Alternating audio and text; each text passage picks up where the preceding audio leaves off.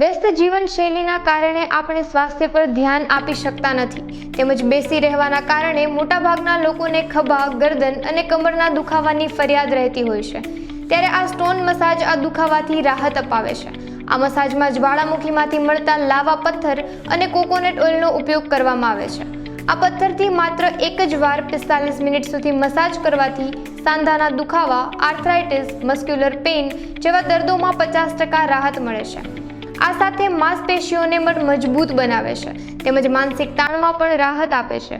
પરંતુ જે લોકોને હાર્ટ કે બ્લડ પ્રેશરની સમસ્યા હોય, કેન્સર હોય તેવા લોકોને આ મસાજની આડઅસરો થાય છે, અન્યથા આ મસાજ સ્વાસ્થ્ય માટે ખૂબ જ ફાયદાકારક છે।